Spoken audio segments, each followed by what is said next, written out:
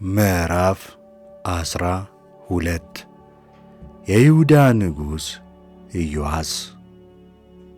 ኢዩ በነገሠ በሰባተኛው ዓመት ኢዮአስ ነገሠ። በኢየሩሳሌምም 40 ዓመት ነገሠ። እናቱም ሳቢያ የተባለች የቤርሳቤህ ሴት ነበረች። ካህኑ ዮዳሄ ያስተምረው በነበረ ዘመን ሁሉ ኢዮአስ በእግዚአብሔር ፊት ቅን ነገርን አደረገ። ነገር ግን በኮረብቶቹ ላይ ያሉ ጣዖት መስገጃዎችን አላስወገደም። ሕዝቡም ገና በኮረብቶቹ ላይ ባሉት የጣዖት መስገጃዎች ይሰዋና ያጥንም ነበር። ኢዮአስም ካህናቱን ወደ እግዚአብሔር ቤት የሚገባውን የተቀደሰውን ገንዘብ ሁሉ ስለ ነፍሱም ዋጋ የሚያቀርበውን ገንዘብ በልባቸውም ፈቃድ ወደ እግዚአብሔር ቤት የሚያመጡትን ገንዘብ ሁሉና እያንዳንዱ ሰው የሚያመጣው ካህናቱ ለራሳቸው ይውሰዱ፣ በመቅደስም ውስጥ የተናዱትን ይጠግኑበት አላቸው።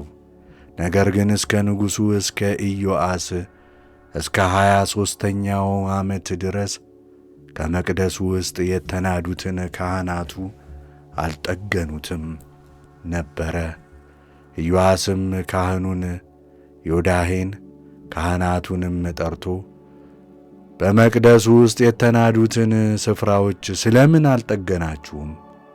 ከእንግዲህ ወዲያ ገንዘቡ ለቤቱ መጠገኛ ይሰጥ እንጂ ከሚያመጡት ሰዎች አትቀበሉ አላቸው።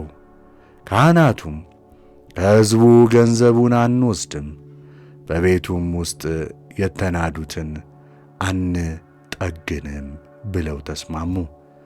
ካህኑ ዮዳሄ ግን አንድ ሳጥን ወስዶ መክደኛውን ነደለው። በመሠዊያውም አጠገብ ሰው ወደ እግዚአብሔር ቤት በሚገባበት መግቢያ በስተቀኝ ላይ አኖረው። ደጁንም በሚጠብቁ ካህናት ወደ እግዚአብሔር ቤት የሚመጣውን ገንዘብ ሁሉ በሚዛን አስገቡ። በሳጥኑም ውስጥ የተገኘው ወርቅ ብዙ እንደሆነ ባዩ ጊዜ የንጉሡ ጸሐፊና የካህናቱም አለቃ ይመጡ ነበር።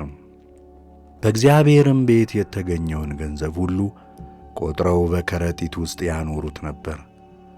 የተሰበሰበውንም ገንዘብ ሥራውን በሚሠሩና የእግዚአብሔርን ቤት በሚጠብቁ እጅ ይሰጡ ነበር። እነርሱም የእግዚአብሔርን ቤት ለሚሠሩ ግንበኞችና አናጢዎች ይሰጡ ነበር። የተናደውን የእግዚአብሔርን ቤት ለመጠገን መክፈል ለሚሻው ሁሉ ድንጋይና እንጨትን ይገዙ ዘንድ ለግንበኞችና ለድንጋይ ወቃሪዎች ይሰጡት ነበር። ነገር ግን ወደ እግዚአብሔር ቤት የሚመጣው ገንዘብ ለእግዚአብሔር ቤት የሚሆኑ የብር መዝጊያዎች፣ ጽዋዎቹና ጉጠቶች፣ ድስቶችም፣ መለከቶችም፣ የወርቅ የብር ዕቃዎችም አልተሠሩም ነበር። ነገር ግን ለሚሠሩት ይሰጡት ነበር። የእግዚአብሔርንም ቤት ጠገኑበት። ለሠራተኞችም ይከፍሉ ዘንድ ገንዘቡን የሚወስዱትን ሰዎች ይቆጣጠሯቸው ነበር። በታማኝነት ይሠሩ ነበርና ስለ በደልና ስለ ኃጢአት መሥዋዕት ወደ እግዚአብሔር ቤት የሚያመጡት ገንዘብም ለካህናት ነበር። በዚያው ወራት የሶርያ ንጉሥ አዛሄል ዘመተ፣ ጌትንም ወግቶ ያዛት።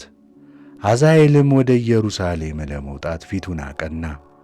የይሁዳም ንጉሥ ኢዮአስ አባቶቹ የይሁዳ ነገሥታት ኢዮሳፍጥና ኢዮራም አካዝያስም የቀደሱትን ቅዱስ ነገር እርሱም የቀደሰውን በእግዚአብሔርም ቤት በንጉሡም ቤተ መዛግብት የተገኘውን ወርቅ ሁሉ ወሰደ። ወደ ሶርያም ንጉሥ ወደ አዛሄል ላከው። እርሱም ከኢየሩሳሌም ተመለሰ። የቀረውም የኢዮአስ ነገር የሠራውም ሥራ ሁሉ እነሆ በይሁዳ ነገሥታት ታሪክ መጽሐፍ የተጻፈ አይደለምን? አገልጋዮቹ ተነስተው አመጹበት፣ ወደ ሲላ በሚወርደውም መንገድ በመሃሉ ቤት ኢዮአስን ገደሉት። አገልጋዮቹም የኢያሞሃት ልጅ ኢያዜክርና የሳሜር ልጅ ኢያዛብድ መቱት፣ ሞተም። በዳዊትም ከተማ ከአባቶቹ ጋር ቀበሩት።